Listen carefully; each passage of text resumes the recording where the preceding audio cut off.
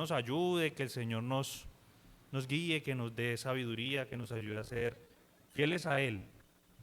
Yo creo que hay bastantes retos y cosas por delante y bueno, rogamos primeramente al Señor que sea Él haciendo lo que Él quiere. Nosotros solamente somos colaboradores de Él. Pero la verdad que me da mucha alegría volver nuevamente a Cali.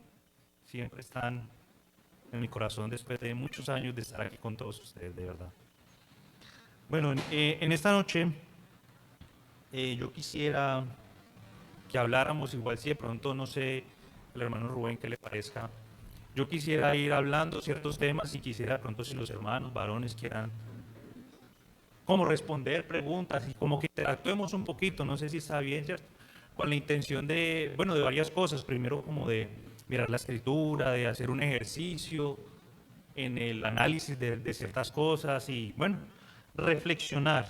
Y para el estudio, vamos a ver con la ayuda del Señor, cuando avanzamos, probablemente estemos, si el Señor lo permite, y dentro de su providencia, seguramente estaremos toda la semana. Estaremos toda la semana, probablemente también el fin de semana, entonces, bueno, vamos a ver a qué nos va llevando el Señor. Ubiquémonos, hermanos, en el libro de 1 de Timoteo, capítulo 1, carta a los Timoteos, capítulo 1, me perdonan un poco los nervios, hermanos, me ganan los nervios, me disculpan. 1 de Timoteo, capítulo 1, escribe el apóstol Pablo a su hijo, Timoteo, su hijo en la fe. Y vamos a leer por lo menos hasta el versículo 20. Y dice así la escritura, 1 Timoteo, capítulo 1, versículo 1. Pablo, apóstol de Jesucristo por mandato de Dios nuestro Salvador, y del Señor Jesucristo nuestra esperanza. A Timoteo, verdadero hijo en la fe, gracia, misericordia y paz de Dios nuestro Padre y de Cristo Jesús nuestro Señor. Como te rogué que te quedases en Éfeso cuando fui a Macedonia para que mandases a algunos a que no enseñen diferente doctrina, ni presten atención a fábulas y genealogías interminables que acarrean disputas más bien que edificación de Dios que es por fe. Así te encargo ahora, pues el propósito de este mandamiento es el amor nacido de corazón limpio y de buena conciencia y de fe no fingida, de las cuales cosas desviándose algunos se apartaron a vana palabrería, queriendo ser doctores de la ley, sin entender ni lo que hablan ni lo que afirman.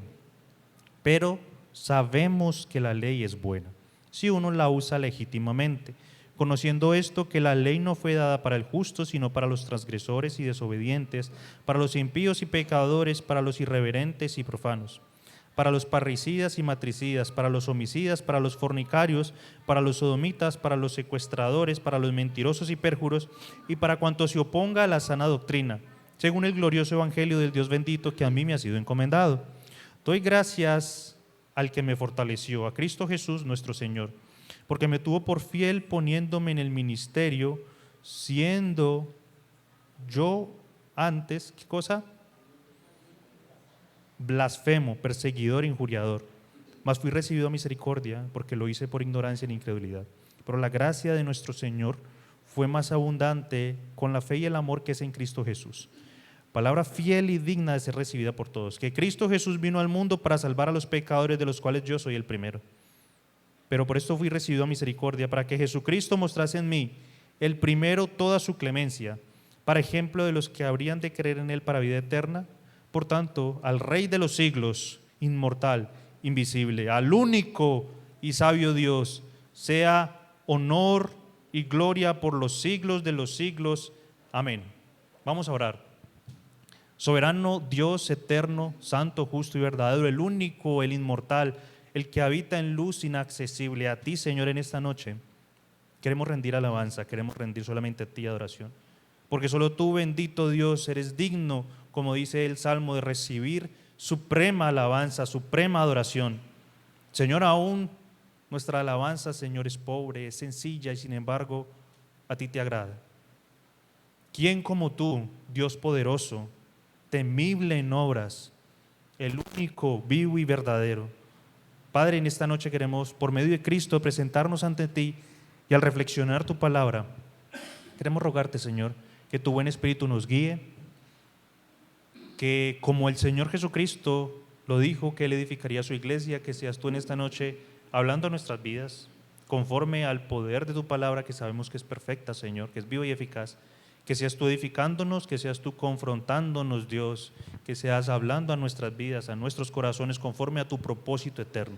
Y que tu palabra, Señor, lleve mucho fruto en nuestras vidas. Oramos para que yo sea solamente, Señor, un instrumento que pueda ser de alguna manera útil, de alguna manera de bendición, Señor, para mis hermanos, y que todos podamos ser edificados por medio de tu palabra, Señor. Que hables a nuestros corazones, a ti, nuestro Señor y Dios. Oramos por medio de tu bendito Hijo, nuestro Señor y Salvador Jesucristo. Amén. Muy bien, hermanos, entonces, a manera de introducción, quiero que empecemos a considerar un tema que es trascendental, que es bien importante, ¿no? Que es un tema que no es nuevo, que se ha presentado a lo largo de los siglos en la vida, no solo de la iglesia, sino en la vida del pueblo de Dios. Y tiene que ver con, bueno, la carta a Timoteo trata varios aspectos: el tema de la fidelidad de la palabra del Señor, cómo vivir la vida cristiana, instrucciones acerca de el liderazgo, ¿no? Aspectos de doctrina, falsos maestros. La carta a Timoteo trata un cúmulo de cosas bien importantes. Y yo creo que, bueno, yo creo, porque la misma palabra lo dice, la Biblia se define a sí misma, que toda la palabra de Dios es inspirada por Dios, ¿no? Toda la palabra de Dios es útil. Hay cosas que nosotros de pronto no nos parecen o que de pronto no entendemos, pero el problema no es la Biblia, el problema somos nosotros, ¿no? Entonces, particularmente nosotros vemos las cartas de Pablo y vemos el saludo general, ¿no? Vemos que Pablo dice, les da la salutación, ¿verdad?, a los hermanos, las bendiciones, etcétera, etcétera.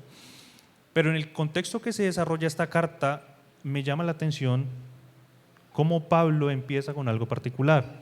Dice: Pablo, apóstol de Jesucristo, por mandato de Dios nuestro Señor, nuestro Salvador, y del Señor Jesucristo nuestra esperanza. Y yo creo que esa introducción es importante. ¿Saben por qué? Porque justamente en la época de la iglesia, en lo que se desarrolla la carta y más adelante que veremos, había un serio problema de falsas enseñanzas. Habían bastantes dificultades en falsas doctrinas, falsos maestros y una serie de cosas, y de personas que, queriendo ser maestros, como lo vimos en el versículo 7, querían entonces llegar de alguna manera a imponer su autoridad o sus enseñanzas o lo que ellos pensaban. Pero miren ustedes cómo empieza a manera de introducción la carta. Es decir, aquí el apóstol Pablo se está presentando en esta carta a los hermanos, poniendo de antemano no quién es él en relación con su conocimiento, ¿no? Porque Pablo sabía. ¿Recuerdan ustedes en otra carta que él dice como su hoja de vida ministerial y cómo tiene mucho conocimiento, pero que dice que todo eso lo tiene por basura, por el amor y el conocimiento al Señor? Pues él aquí ingresa diciendo apóstol de Cristo, pero no apóstol de Cristo como los apóstoles de hoy en día, ¿no? Muchos dicen que son apóstoles, sino que aún el libro de los Gálatas dice que todo lo que sabía lo recibió del Señor. Él es apóstol de Cristo por mandato de Dios, no por voluntad suya. Él no quiso ser apóstol en el sentido de como hoy en día, sino porque Dios lo mandó. Y eso, hermanos, es bastante, creo yo, importante resaltarlo, porque tanto en ese tiempo como ahora abundan los falsos maestros, abundan los que dicen que son del Señor, ¿no? Bueno, y de verdad que uno ve cosas, o sea, definitivamente estamos en los postreros días, ¿no? Porque uno ve cosas tremendas. Ya hoy en día no son pastores, apóstoles, profetas, maestros, sino que ya son ángeles, arcángeles, querubines, serafines. Hoy ya saca la gente una cantidad de cosas, y yo creo que, como dice la Escritura, ¿no?, los tiempos cada vez se aproxima más la venida de nuestro glorioso Salvador. Y saben, esta carta destaca un punto bien importante, y es el cuidado que nosotros tenemos que tener por la doctrina, por la fidelidad que nosotros tenemos que tener a la Escritura, ¿no? No desde el punto de vista del conocimiento, sino cómo nosotros tenemos que velar por la correcta enseñanza de la Escritura. Ahora, a manera general, ¿no? De pronto lo veremos un poco más adelante. Hermanos, nosotros hemos escuchado muy seguidamente, tal vez, o tal vez ustedes tengan el concepto bien claro acerca de la sana doctrina, ¿no? ¿Cierto? Hermanos, ¿ustedes qué creen que es la sana doctrina? ¿Ustedes qué creen? La idea, aquí es donde ustedes me ayudan. La idea es que es cierto que estemos todos ahí como conectados para poder que todos aprendamos. Para ustedes, ¿qué es la sana doctrina? Un hermano que quiera decir.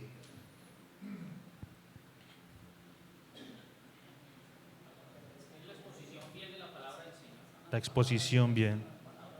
Las sanas palabras del Señor, muy bien. Que alguien, otro hermano que quiera de pronto, que tenga otra idea, no importa, hermano, aquí no es un examen. El examen es al final. Y noten lo que pregunté, ¿no? Dentro del estudio bíblico es importante varias cosas. Una cosa es, bueno, notar bien las palabras que uno utiliza. ¿Qué creen ustedes que es sana doctrina? Nuestros hermanos han dicho, ¿cierto? ¿Cómo? Práctica que Dios tiene para nosotros. Bueno, ahora quiero cambiar la pregunta. ¿Qué dice Dios que es la sana doctrina? No estoy diciendo que están equivocados, ¿no? Miren, hermanos, a veces nosotros, qué bueno nosotros gozarnos y alegrarnos porque estamos en la sana doctrina, ¿no? Porque contamos con la enseñanza correcta de la Escritura. Pero, queridos hermanos, hermanitos, la sana doctrina no es un conjunto de enseñanzas que yo me sé. La incluye, pero no es eso.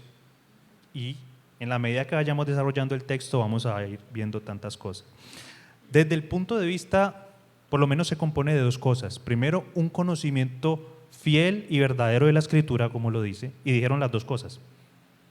Pero, hermanos, yo puedo saberme teología, ser el teólogo más berraco que hay, conocer los misterios de la Biblia, que me pregunten lo que sea y que yo no me raje nada, y puedo estar no teniendo la sana doctrina.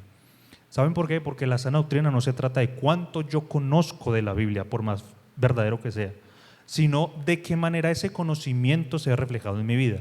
O sea, qué tanto de ese correcto conocimiento yo lo llevo a una correcta vivencia. ¿Ya? Y hermanos, créanme, hoy en día, si ustedes ven, abundan los teólogos, ¿no? En internet. Ustedes no ven sino gente que dice que son teólogos en internet y eso, mejor dicho, dejan a la gente descrestada. ¿Cuántos escándalos de inmoralidad sexual, cuántos escándalos de corrupción, cuántos escándalos de lo que sea tienen estas personas? Muchos. Queridos hermanos, el tema de la enseñanza bíblica, la sana doctrina, no se conforma solamente a saber lo correcto ante la Biblia. Lo incluye y es necesario, porque si no, ¿cómo lo voy a vivir? Si yo tengo una doctrina chueca, pues hombre, ¿cómo cierto? ¿Se me entiende? No voy a vivir bien como debe de ser. Y eso es justamente lo que también trata el libro de la Escritura, el preservar la Escritura, la veracidad, la fidelidad de la Escritura de una manera vivencial. No solamente son un conjunto de temas en los que yo estudio, sino que también persevero en el tiempo y sobre todo una vida sometida. Y aquí voy a tratar varios temas y que el Señor me ayude, ¿no? Que no quiero tocar temas sensibles, pero mis hermanos, la palabra del Señor es la palabra del Señor, ¿no? Entonces vamos a ver, que el Señor nos ayude y que tengamos que cuadrar nosotros lo que haya que cuadrar, ¿no? También en la misma carta nos dice que nosotros tenemos que adornar la doctrina, ¿no? En capítulo 1 lo leímos, capítulo 4 habla, bueno, capítulo 3, 4 habla del ejercicio cualificado de las características del liderazgo de la iglesia, falsos maestros, comportamiento dentro de la iglesia, y también hay otro pasaje que dice que nosotros tenemos que adornar, ¿qué cosa? ¿Alguien se acuerda? La doctrina, ¿no? Tenemos que adornar. Y ahí, tristemente, no voy a decir acá, pero el pueblo de Dios muchas veces desdice, desdibuja, hace que la gente hable mal de la doctrina. Eso no es estar, no es vivir la sana doctrina, porque más que estar es un asunto vivencial, ¿no? Continuemos entonces luego de este saludo, que el apóstol Pablo establece su autoridad apostólica contra lo que viene a decir después. Dice el versículo número 3: como te rogué o de la manera que te rogué, que te quedases en Éfeso cuando fui a Macedonia, para que mandases a algunos que no enseñen ¿qué cosa? Diferente doctrina, hermanos. Primer punto que quiero como dejar allí. El tema de doctrinas diferentes, doctrinas falsas, ha estado siempre. Eso no es nuevo. Y yo quiero que los hermanos de pronto me ayuden a proyectar unas citas para ir agilizando en temas de tiempo.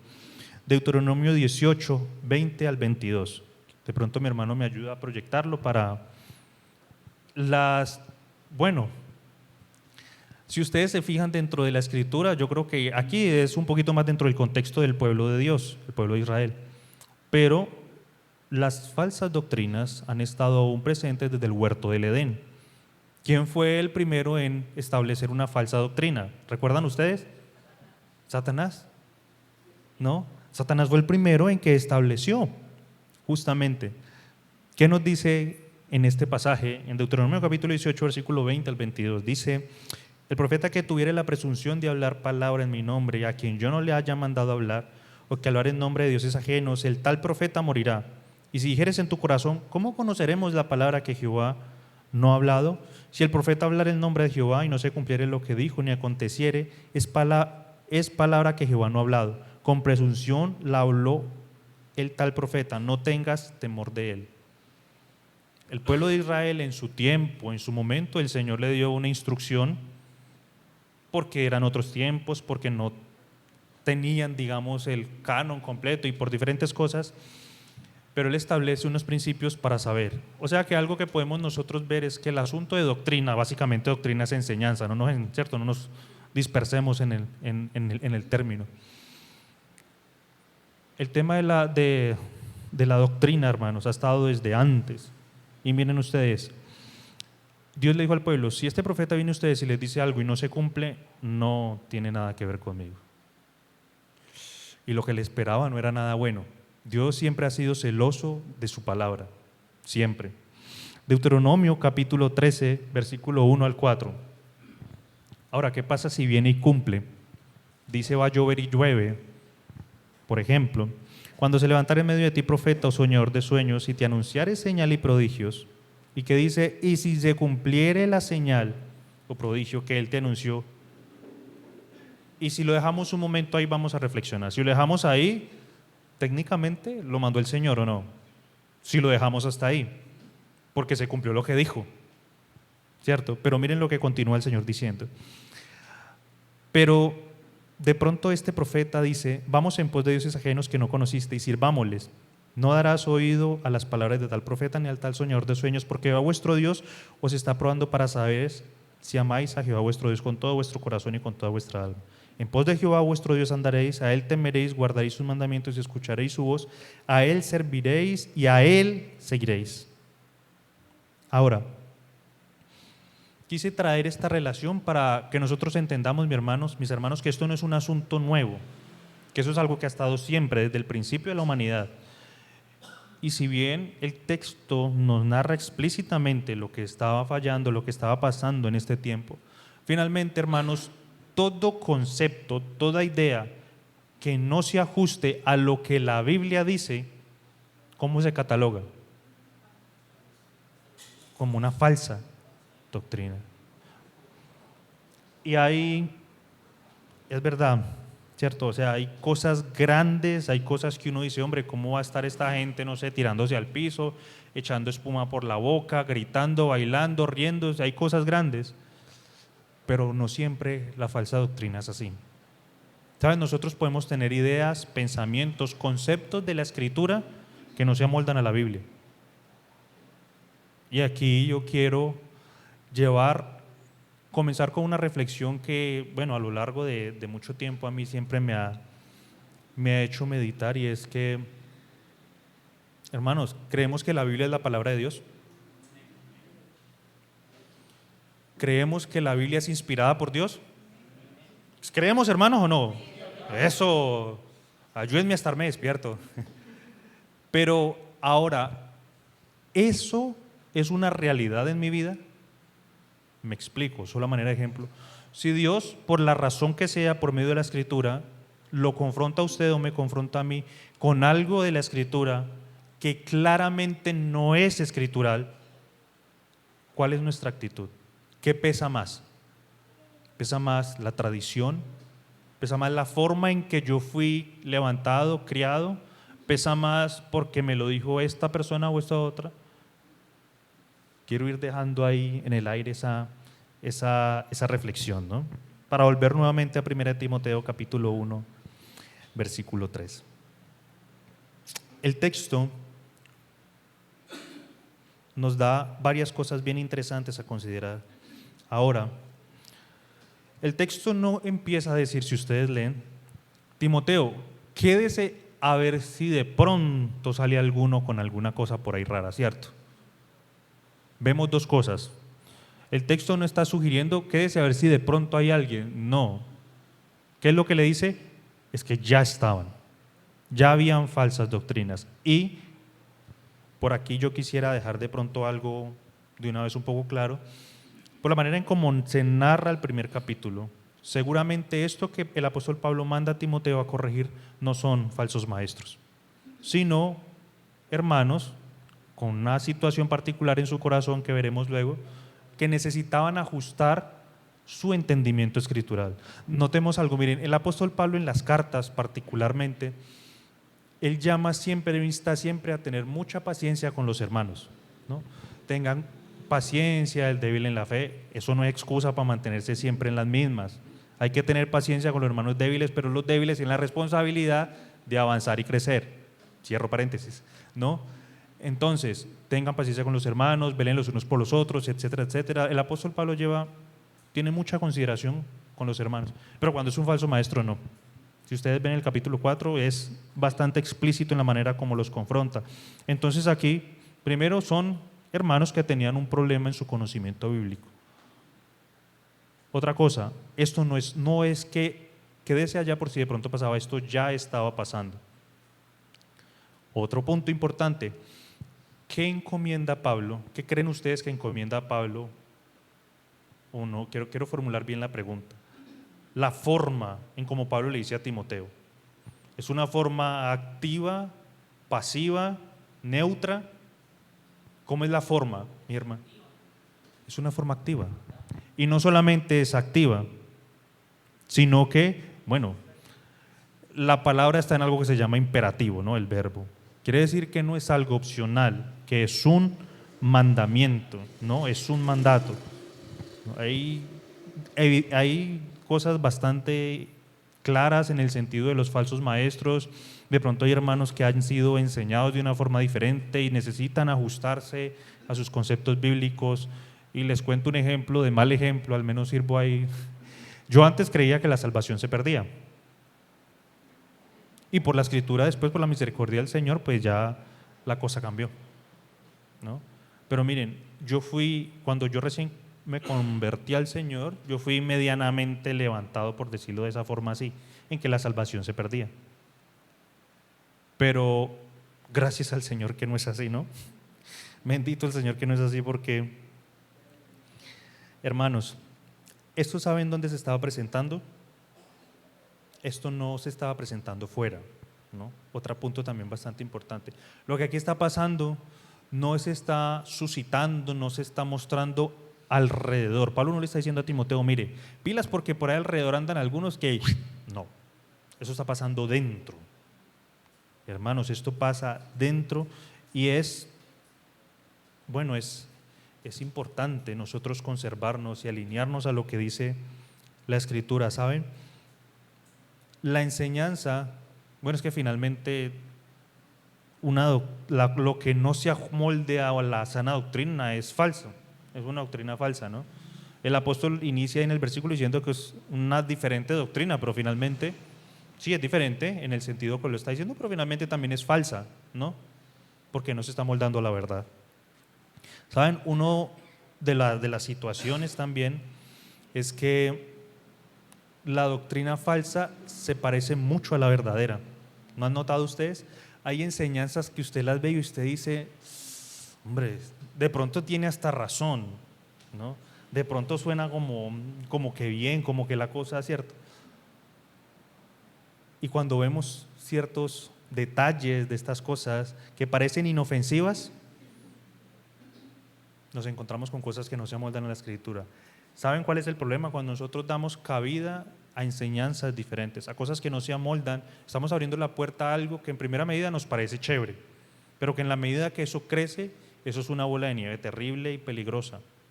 Y lo vamos a ver más adelante, ¿no? Miren, ¿saben? Satanás no está en contra de la buena moral de la iglesia. Eso no está en contra de eso. Satanás está en contra de la genuina sana doctrina. ¿Saben por qué? Porque solamente la sana doctrina, hermanos, es la que produce que un creyente crezca. Y usted puede saber mucha Biblia, pero si usted no tiene la sana doctrina, usted no va a crecer. Eso lo vamos a ver más adelante en otros versículos que dice. Solo la verdadera doctrina produce genuinos creyentes.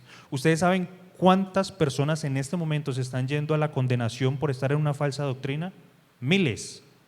Están abriendo sus ojos en el infierno, en una eternidad terrible, porque estuvieron metidos en una falsa doctrina. Porque les hablaran de dinero, porque les hablaron de prosperidad, porque no conocen el mensaje, no conocieron el verdadero mensaje del Evangelio.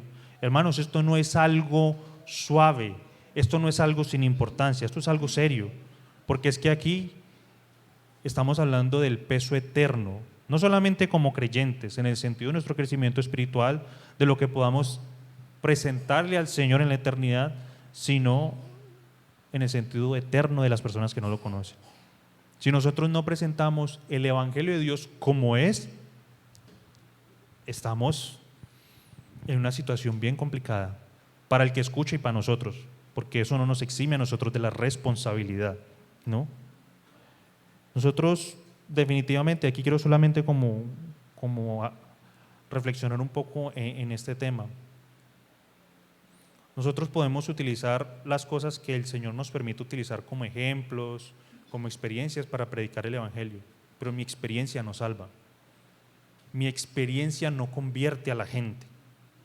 De pronto la gente pueda emocionalmente tener un impacto y creer que se convirtió porque le impactó mi historia.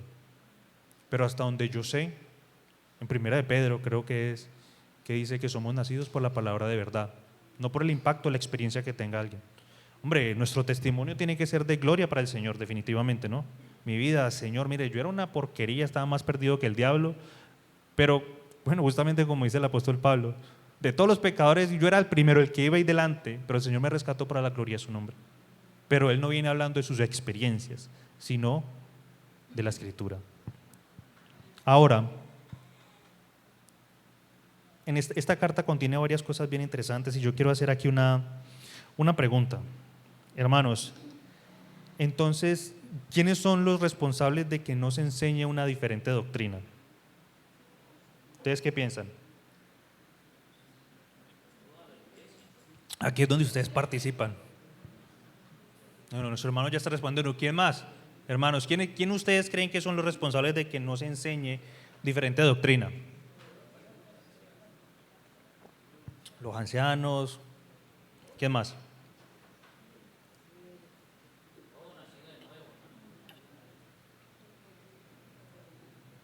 Bien.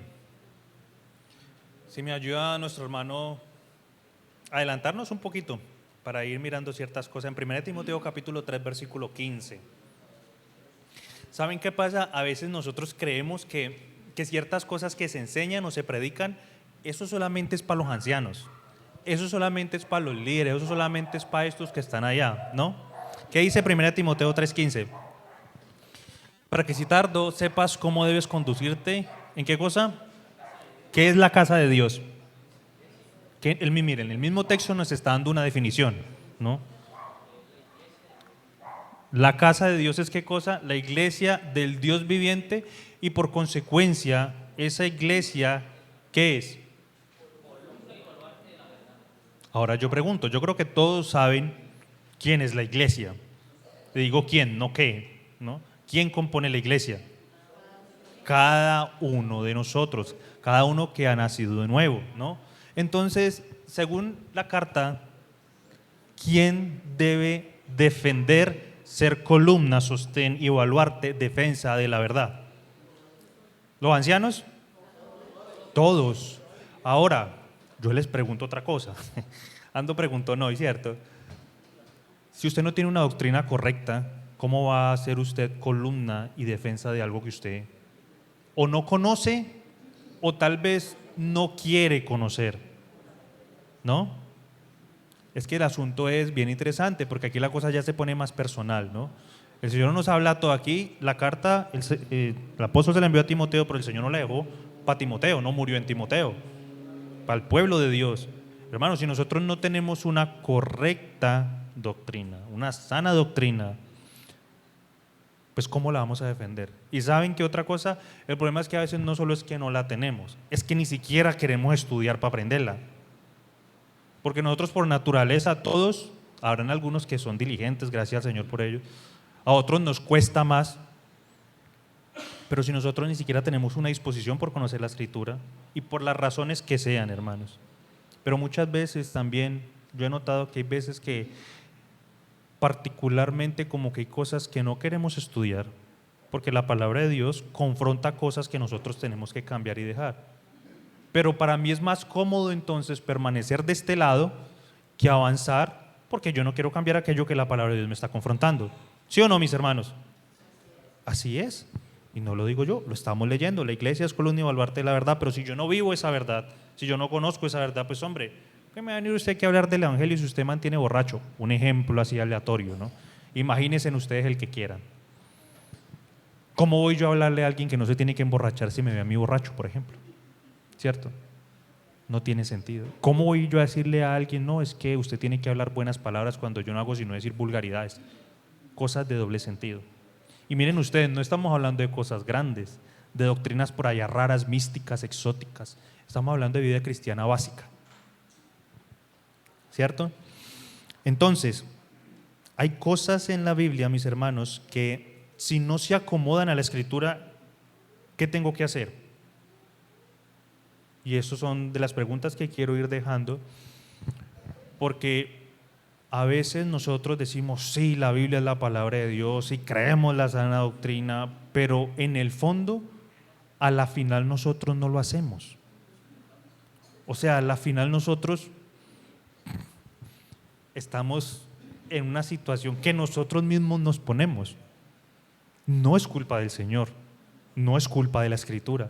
Hermanos, es culpa de nosotros, que a veces el Señor proclama las verdades por medio de su palabra, la que sea, y nosotros, amén, pero seguimos por otro lado completamente diferente a lo que el Señor nos dice.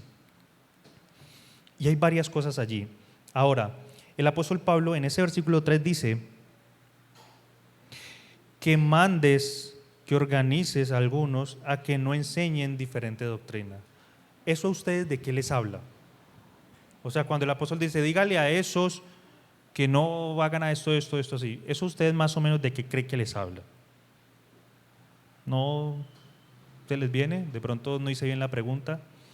Eso nos habla de una corrección. No está diciendo, sáquelos de la iglesia. ¿Dice eso? O sea, ¿qué les está diciendo? ¿Qué le dice el apóstol Pablo? Vaya y mándelos, corríjalos. Vuelvo entonces a otro punto bien interesante, bien desafiante será. Tenemos que tener humildad, hermanos, si somos corregidos. Tenemos que tener humildad si de pronto el Señor manda a un Timoteo y nos corrige en algo a nosotros. Y saben, puede sonar muy bonito, muy chévere, pero eso es muy difícil. Y claro, y se dificulta dependiendo de varias cosas. Pero esencialmente a nosotros no nos gusta que nos corrijan. Palabras más, palabras menos. El Señor proclama en su evangelio que tenemos que arrepentirnos y a nosotros no nos gusta. ¿Sí o no? Porque dice que amando más las tinieblas que la luz, Juan 3, 17, 18.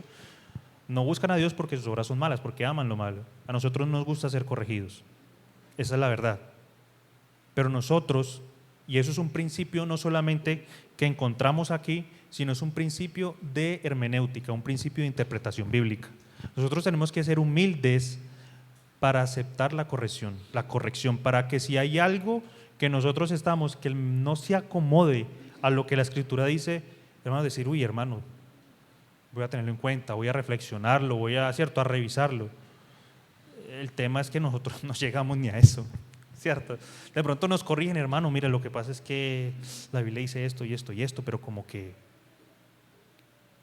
no, hermano, es que usted es tal cosa, o no, hermano, es que usted es orgulloso, no, hermano, es que usted cree que usted es el único que sabe, etcétera. A veces ponemos intención en la gente que la gente no tiene. Simplemente el Señor tal vez hablándonos, corrigiéndonos, instruyéndonos, y nosotros de tercos, de cabezas duras, ¿cierto?, metiéndonos por donde no es. El tiempo vuela, ¿cierto? Ahora, yo quisiera hacer un ejercicio, ¿no? Porque a veces hay cosas que como decíamos, la verdad, la falsa doctrina, la enseñanza diferente se parece mucho a la verdadera, ¿no? Hay cosas que son evidentes que no. Por ejemplo, hermanos, si yo a ustedes les digo, hermanos, él le va a pedir ahora a nuestro hermano que nos pase unos versículos. Hermanos, debemos ofrendar para ser salvos y ayudar a los demás. ¿Ustedes qué pensarían? ¿Eso es cierto o falso? ¿Cierto o falso? Efesios capítulo 2, versículo 8 al 9, si lo pone mi hermano. Esa está fácil, ¿no? Esa está más sencilla. ¿Cierto? Efesios capítulo 2, versículo 8 al 9. Entonces, ¿qué dice allí? Que la salvación es producto ¿de qué? De la gracia por medio de la fe. Nosotros no somos salvos por fe. La fe es el medio para llegar a la gracia, que es el fin para la salvación. Y esto no es de vosotros, pues es don, regalo de Dios. Ahora, en ese mismo versículo, falso o verdadero, ¿la salvación es en Cristo Jesús por medio de la fe? ¿Falso o verdadero? Los veo como, ¿qué dicen, hermanos? ¿Falso o verdadero? ¿Qué dice el versículo? ¿Por gracias qué? Ah, entonces, eso es verdadero, ¿no? Ese sí hay. Nos empezamos como a enredar un poquito, ¿qué? Pero miren ustedes, esos conceptos que. Ahora, publicame ahí, porfa, Marcos 16, 16. Hermanos, para ser salvos hay que bautizarse. ¿Verdadero o falso? Uy, ¿cómo así? ¿Falso? Vamos a ver qué dice Mateo. ¿Qué dice ahí? Leamos la primera parte, vamos a hacer el siguiente ejercicio. El que creyera y fuere bautizado, ¿cuál es la consecuencia de esa unión de esas dos cosas? Porque tiene una I. El que cree y se bautiza, ¿qué cosa? ¿Será qué? Consecuencia de creer y bautizarse. ¿Cuál es? Entonces, ¿para ser salvo hay que bautizarse? Pero ahí dice, hay que creer y. ¿Cómo cuadramos esa conjunción ahí que está uniendo? Sí, pero está uniendo. Gramaticalmente está uniendo. El que creyere y fuera bautizado. Eso es lo que quiero. No, y está bien, ustedes tienen la razón. Pero es el ejercicio que yo quiero hacer. Porque hay una secta particularmente afuera que si usted no se bautiza no es salvo. O usted, va a entrar a la iglesia, pase por el agua y ahí sí entre. ¿Por qué entonces una persona no necesita ser salva? O sea, no necesita bautizarse para ser salva. El mismo versículo nos da la respuesta. Ahí mismo lo dice. Pero más, el que no ¿qué está excluyendo ahí? Y miren, no necesitamos, hay otra cantidad de citas si la leímos ahora, ¿no? No necesitamos ni siquiera dirigirnos a otra cita, sino que el que no creyere, ¿será qué? Consecuencia de no qué? Creer. Ahora, hay que entender varias cosas ahí dentro del contexto, los judíos, las implicaciones del bautizo, identificación, eso es otra cosa, pero el que no creyere, ¿será que condenado? ¿Sí ven ustedes? Y miren, ¿cómo entonces nosotros, si alguien llega y nos dice, no, es que para usted ser salvo usted tiene que bautizarse? ¿Cómo nos defendemos ante eso? De pronto esa está un poquito más sencilla, ¿verdad? Porque no solamente en este pasaje, sino en otros hay una cantidad de versículos que nosotros podemos decir, no, el más sencillo y el más clásico, el ladrón en la cruz. Vea, esta experiencia que el Señor dejó ahí, hermanos, eso tumba cualquier cantidad de argumentos de falsa doctrina, ¿no? No, que es que el Señor y si usted no se bautiza no es salvo. Es que si usted no hace es porque usted no es salvo. ¿Cuándo hizo él algo? ¿Cuándo tuvo tiempo el ladrón en la cruz de hacer obra alguna? ¿Cuándo tuvo tiempo de bautizarse? ¿Cómo sabía él si era el elegido? ¿Cierto? ¿Qué hizo el ladrón en la cruz? él no empezó de la mejor manera. Si ustedes notan en un evangelio, él dice que él empezó injuriando al Señor junto con el otro. Pero en la medida que pasó el tiempo, él entendió que el que estaba ahí no era un bandido, que el que estaba ahí era el bendito Salvador. ¿Qué le dijo el ladrón en la cruz? Señor, acuérdate de mí. ¿Cuándo? Cuando vengas en tu reino. ¿Qué le dijo Cristo? Fuera, pecador, usted no ha bautizado, usted no ha hecho obra, usted no es elegido. ¿Qué le dijo? De cierto te digo que hoy, no en unos cuantos años, hoy estarás conmigo en el paraíso. Hermanos, eso me eriza, como dicen por ahí. De verdad, las verdades de la palabra del Señor. ¿Y cómo vamos a defendernos de cosas si nosotros no, cierto, escudriñamos en la Escritura? Yo quiero poner esta última cosita como ejercicio de reflexión. Hermanos, Cristo derramó hasta la última gota de su sangre para salvarnos. ¿Verdadero o falso? Sí, no, y justifique su respuesta. Y yo no estoy aquí parado para juzgar a nadie. Eso yo quiero, bueno, está por allá. No, yo no estoy acusando a nadie. Porque en alguna medida podemos nosotros estar en un proceso de crecimiento y podemos decir cosas que entendemos de esa manera. Pero hay que mirar detallitos. Efesios capítulo 1, versículo 7.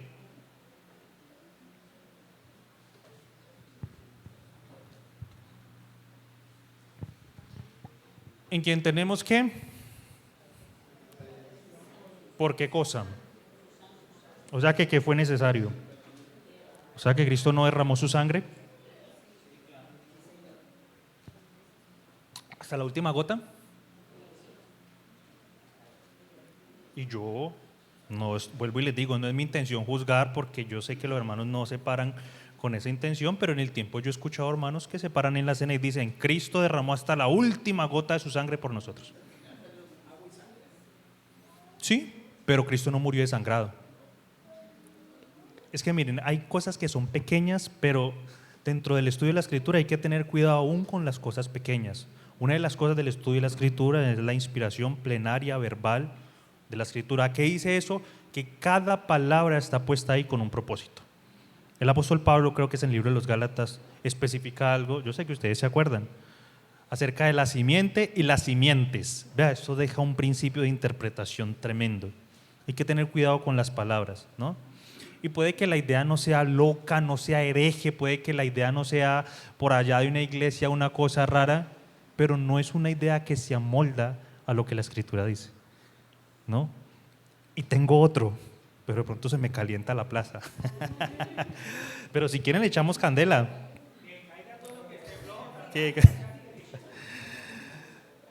Miren, ya vamos a...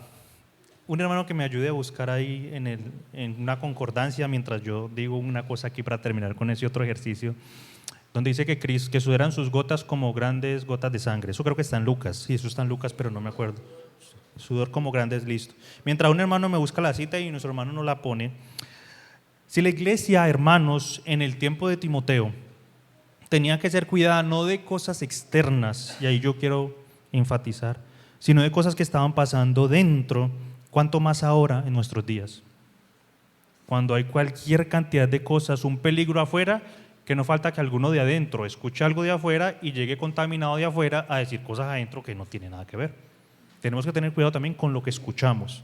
No se trata solamente de yo recibo lo bueno y desecho lo malo, como dice la Biblia. No, estamos un poquito descobaladitos, ¿no? Como cuando la moto está como con la llanta así como rara. Estamos aprendiendo, ¿no? Estamos ejercitándonos, pero hay que crecer, ¿no? Es justo que por eso justo Pablo le dice a Timoteo que ordene esto que no está enseñando bien. Que si aún, bueno, aquí varias cosas, si aún los que no tienen una correcta doctrina definitivamente no tendrían por qué estar enseñando, ni compartiendo en algún escenario, porque es un riesgo. Miren, hermanos, si algo yo he aprendido en el tiempo, yo les cuento, una cosa es lo que uno dice y otra cosa es lo que otro entiende. Y si uno no sabe, no tiene claro lo que va a decir y uno no sabe cómo decirlo, el otro termina entendiendo una cosa totalmente diferente a lo que yo estoy tratando de decir. Por eso la Escritura dice, no se hagan maestros muchos de vosotros sabiendo que recibiréis mayor condenación. ¿Ya? Entonces, definitivamente, los que no tienen una correcta doctrina no deberían de enseñar. Tendrían que crecer en el conocimiento, ¿ya? Ahora, no hay que tener cuidado no caer con los extremos, ¿no? ¿Qué está diciendo la Escritura? Para que mandase a algunos que no enseñen diferente doctrina. Hay una cosa explícita en el versículo y es un mandato de páreles, como dice el dicho, páreles el macho, ¿no? Pero hay otra cosa implícitamente. Eso por consecuencia entonces nos dice que no hay que dejar de enseñar, ¿no? No es como que no, entonces es que dice que no hay que enseñar sana doctrina, entonces yo no sé mucho, no, hermano. Acomódese y hágale. No, es que yo no estoy poniendo solo un ejemplo al azar, hermano, no estoy aquí, pues, o sea, no estoy aquí con intención de nada en particular. No, hermano, es que yo no me paro en la cena porque es que, hermano, acomódese y hágale. O sea, el llamado aquí no es a que la palabra no se propague, el llamado aquí es a que no se haga la cosa como no debe hacerse, a que la correcta predicación prevalezca por encima de cualquier interés personal. Y hasta aquí llegamos hasta este versículo, pero ahí para allá hay otra cantidad de cosas que, si el Señor permite, veremos en otra oportunidad. Pero ¿qué dice Lucas? ¿Lucas qué? Lucas 22:44. Ahora, nosotros tenemos en Tuluá y Bola Grande un grupito de hermanos que estudiamos y cacharreamos cosas de la Escritura. Y caímos justamente en esto. Y estando el Señor Jesús en agonía, oraba más intensamente y era su sudor como grandes gotas de sangre que caían hasta la tierra. Cuando nosotros usualmente leemos esto y hemos escuchado hermanos, ¿qué dicen los hermanos? No, eso es una condición médica que se llama yo no sé qué cosa. ¿Hidro qué? Hematodrosis, que es que la sangre y él estaba él estaba sudando era sangre. Yo les pregunto, ¿eso dice ahí? Primera cosa, perdón que me les meta así, ¿no? ¿Cuál es el riesgo? Una vez alguien escuchó, alguien dijo, es que el Señor cuando comenzó a sudar sangre, ahí empezó nuestra redención, ahí su sacrificio, y eso no es por ahí. Bien, ustedes algo que no está tan bien ajustado, donde puede desencadenar. Empieza con algo y ya después terminamos diciendo entonces que, mejor dicho, que es que el sudario del Señor, que el que lo toque, o sea, eso puede, en serio, hermanos, créanme, a veces hay cosas que se encadenan en algo pequeño y eso termina, como decía nuestro hermano Jorge, en un berenjenal ni el berraco por allá, ¿cierto? Ahora, primer punto hermenéutico, Lucas era un ¿qué? Un doctor, contexto. Si él quisiera poner que Jesús sudó sangre, no hubiera puesto ciertos elementos en la Escritura, hubiera dicho, y Jesús sudó sangre. No. Primera palabra a tener en cuenta, ¿qué está después de sudor? ¿Qué es eso? Es una palabra ¿cierto? Una comparación. Ahora, si yo tomo la comparación como que es algo literal, ahí voy a tener un problema serio, porque entonces, cómo tendría que ser igual en todas las partes de la Biblia. ¿Sí me entienden? Entonces ya deja de ser entonces, como lenguas de fuego, ¿no? Es que esa gente hablaba y parecían dragones, ¿no? Salía candela. Ven ustedes con elementos pequeños de ciertas cosas, como nos damos cuenta. Y yo he escuchado, de algunos hermanos que se paran y dicen, no, es que el Señor Jesús ahí tuvo una condición médica por su agonía y sufrimiento y que se le rompió yo no sé qué cosa, y entonces el sudor se le mezcló con sangre y el Señor era, mejor dicho, jugado no de sudor, sino de sangre. La comparación que el escritor establecía ahí no es esa. La sangre tiene una contextura particular, ¿no? La sangre no es tan aguada como el agua, la sangre es espesa. Se amolda más a otro tipo de condición donde el sudor era tan intenso, su agonía, que seguramente su sudor por algún tipo de situación, glándula, grasa, lo que sea, se espesó y entonces ya no era un sudor natural. Eso cuadra más con lo que dice Lucas, ¿cierto? Pero no dice que era sangre, era cómo. Y si ustedes notan en el relato escritural, es común que a lo largo de la Escritura se utilicen ejemplos, ¿no? Se utilicen formas, figuras, comparaciones para darnos una idea de cómo pueden llegar a ser ciertas cosas, ¿sí o no? Bueno, por temas de tiempo, hermanos, alcanzamos a ver ahí el versículo número 3. Si el Señor permite, en otra oportunidad continuaremos avanzando en varias cosas. Entonces, bueno, vamos a orar. Soberano y eterno Dios, queremos agradecerte a ti por tu palabra, Señor. Porque tu palabra, Señor, es verdad, porque es viva y eficaz, porque es más cortante que espada de dos filos, porque ella contiene la verdad completa y absoluta en la que nosotros, tu pueblo, podemos descansar, en la que podemos creer, en la que podemos nosotros confiar y sobre todo saber que tú nos brindarás bendición, crecimiento, unidad y toda bendición espiritual por medio de tu palabra. Padre, que podamos considerar la Escritura atentamente, que podamos meditarla, que podamos, Señor, creerla, que por sobre todo también podamos obedecerla, Padre. Queremos orar a ti por esta palabra para que pueda llevar mucho fruto en nuestra vida, en nuestro corazón, y queremos rogar por esta enseñanza, por cada uno de nosotros, Señor, porque definitivamente todos necesitamos considerar atentamente tu perfecta ley. A ti oramos, Señor bendito, y te damos las gracias por medio de nuestro Señor y Salvador Jesucristo. Amén. Muchas gracias, mis hermanos. Me perdonan ahí que me pasé.